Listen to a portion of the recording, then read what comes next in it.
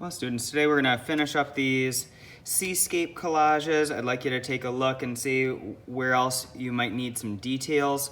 So I had already cut a couple things that I didn't get glued down last time. So I'll finish up with those. If you had a few shapes that were glued or paper clipped to your work, like I had this towel that was paper clipped, but I never glued it down. So we'll press that down. Thinking about really any details, whether it is an umbrella, a beach towel, a beach ball, sandcastle. And you can see I'm gluing the middle, gluing the edges really well, making sure that I don't have any pieces falling off. And then if you need to, just flip it over, rub your hand on the back, press those pieces down. If things are not glued well, I'm gonna ask you to glue them again. So here, I'm gonna get a few lines glued down to my towel so that that looks a little more finished. So you think about lines or dots or zigzags or curvies. This overlapping does make a big difference when it comes to details. I'll get one more on here. And then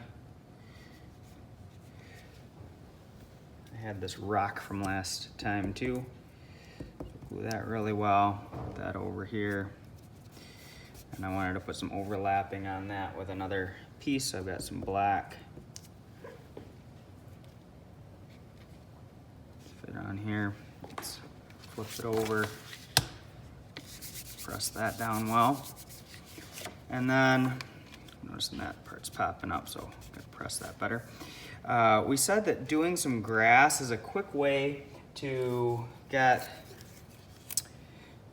some detail into the foreground. So just cutting a zigzag line, I'll try to have some extra green papers if you need it.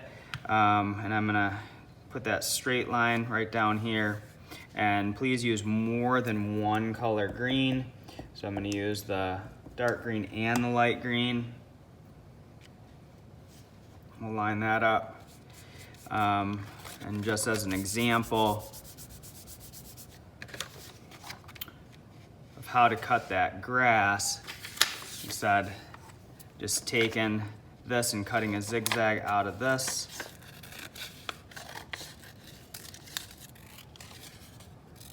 And then put that maybe over here, and then cutting a zigzag line out of this piece too as an overlap. If this paper starts to get kind of sticky in one spot, you can always just fold it up a little bit. That'll give you another clean area to work with, so that you're not getting glue on the top of your papers, because you don't want glue on that side. Put that up here.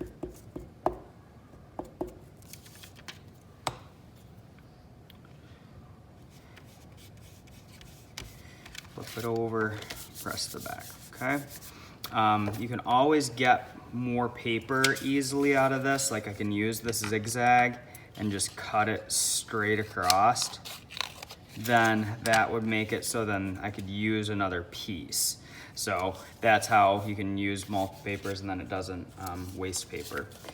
Now, when you have this much done, I am gonna think about even adding a few details to this umbrella. So I think it could be fun to get just like a couple of, I'm gonna do that like this and glue it, and then I'll cut my shapes out of it. So I think I wanna do like, put some square shapes onto this umbrella. Oops, I'm gonna have to move them over a little bit to make them fit. I have to trim that a little bit smaller. So make sure that your pieces fit. If they don't fit, then you can always trim them up a little bit, and then if I scooch that one, then it'll fit on there, okay? The last part is Coming back up here and saying, well, where could I add a little bit more detail? It looks like up in the clouds, I could add just a little bit of detail to the clouds. So I'm gonna put a few lines on them. And that'll give them just a little bit of texture. So I'm just cutting some curvies out of this. I gotta cut one more. Then I can use these as detail within these clouds.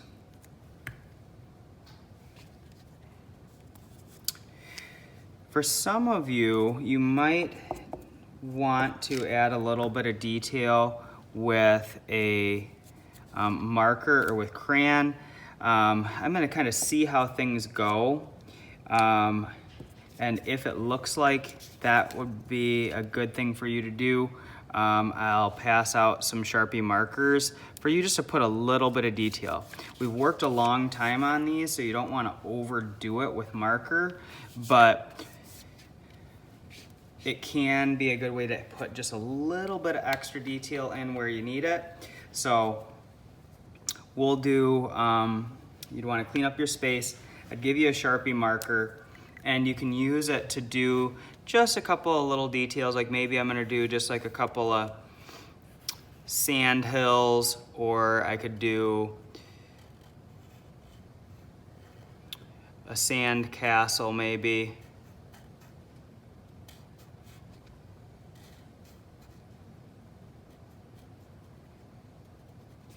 Or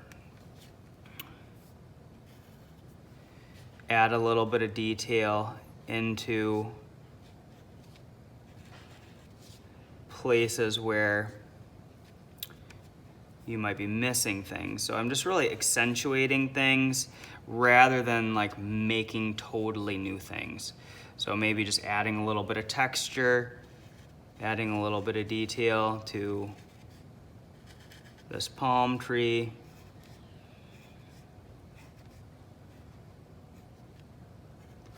I'm gonna think about how maybe these could use a little bit of extra detail, or putting a little bit of detail here.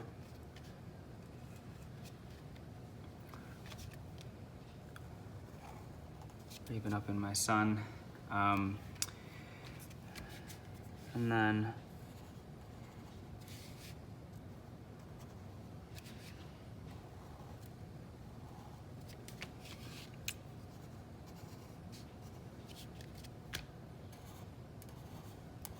And then if you draw, maybe I'm gonna put a bird right here.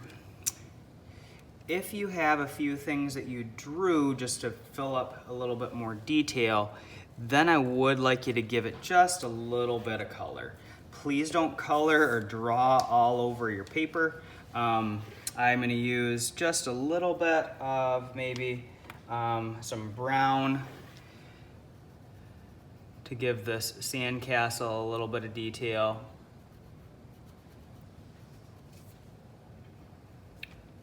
I could do that right here too.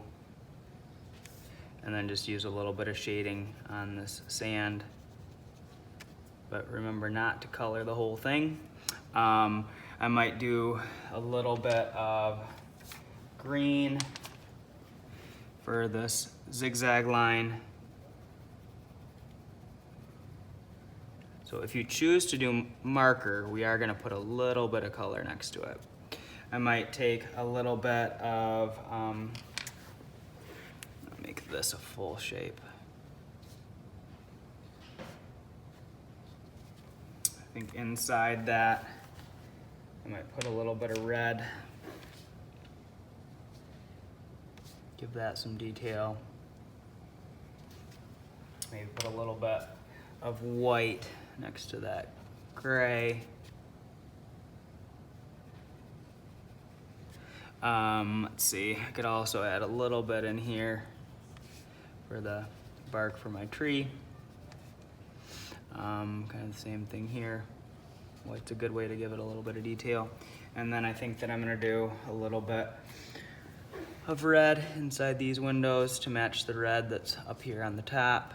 And then we'll do some red here.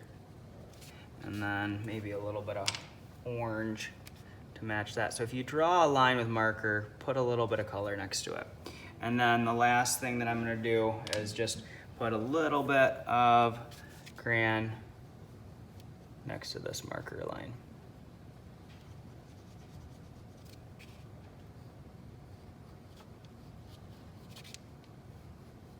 And then we'll be finished. We'll be able to wrap this up. Maybe put a little bit of white next to this seagull that's up here in the sky. All right. So let's wrap it up. Let's have fun finishing these seascapes today.